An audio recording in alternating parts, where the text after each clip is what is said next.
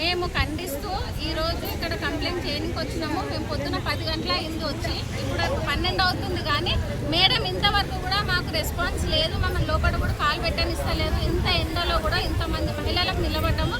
కనీసం మేము కర్టెసీ కూడా లేదు.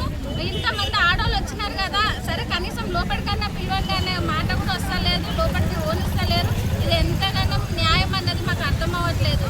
ఆయన ఒక ఆడబిడ్డని అంత పెద్ద మాట అన్నప్పుడు ఆమె కూడా ఒక ఆడమనే కదా, కమిషన్ మేడం కూడా ఒక ఆడమనే కదా, ఆమె కూడా వర్తిస్తుంది కదా ఈ మాట అన్నందుకు. ప్రతి ఒక్కరికి మొత్తం దేశం మొత్తం ఎంతమంది ఆడపడుచులు ఉన్నారో అందరికీ వర్తించే మాట అన్నాడు కింద మల్లన్న. ఆ మాట ఎందుకు అన్నాడు, దేని గురించి అనాల్సి వచ్చింది? అక్క మా బీసీల గురించి కొట్లాడడం ఏమన్నా అన్యాయమా? కాదు కదా. బీసీల గురించి ఇప్పుడు కాదు, ఎప్పటి నుంచో పోరాటం చేస్తుంది. 42% వచ్చింది. మరి ఇంతకు ముందు ఎందుకు రాలేదు? ఇంతకు ముందు కూడా ధర్నా చేసింది అక్క బీసీల గురించి. మళ్ళీ ఆ రోజు నువ్వు ఎందుకు మాట్లాడలేదు? అమ్మ కవిత నువ్వు ఎందుకు ధర్నా చేస్తున్నావు బీసీల గురించి? నీకేం అవసరం అని ఎందుకు అడగలేదు అప్పుడు? ఇప్పుడు నువ్వు ఎందుకు అంటున్నావు? అంటే అక్కడ ఢిల్లీకి పోయి శాంక్షన్ అయ్యి వచ్చిన తర్వాత ఒక ఆడపిల్ల ఉండి మా అందరు ఆడబిడ్డల గురించి కొట్లాడితే దానికి పండగ చేసుకుంటే తప్పే ఉంది.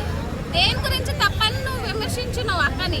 కంపల్సరీ చేసుకుంటాం. అక్క ఒక్కరి గురించి బీసీ గురించే కొట్లాడలేదు కదా, ఎస్సీ గురించి కొట్లాడుతుంది, ఎస్సీ గురించి కొట్లాడుతుంది, ఎస్టీ గురించి కొట్లాడుతుంది. ఎందుకంటే ఆడపిల్లల గురించి ఆమె సపోర్ట్ చేస్తుంది అక్క. చేస్తున్నప్పుడు నువ్వు ఎట్లా నువ్వు విమర్శిస్తావు? దీనికి మేము ఈ రోజు మేడం దగ్గర మేము కంప్లైంట్ పెట్టడానికి వచ్చినాం. కంపల్సరీ ఆమె కంప్లైంట్ యాక్సెప్ట్ చేయాల్సిందే. తీన్మార్ మల్లన్నని జైలుకి పంపించాల్సిందే. అప్పుడు వెళ్ళేంత వరకు కూడా కంప్లైంట్ యాక్సెప్ట్ చేసి ఆయన జైలుకి పంపించే వరకు కూడా మేము ఇక్కడ నుంచి ఆడపిల్లలం ఎవరం కదిలేదు లేదు, కదలబోము కూడా. ఎంతవరకు అయితే అంతవరకు మేము తెగించడానికి రెడీగా ఉన్నామండి.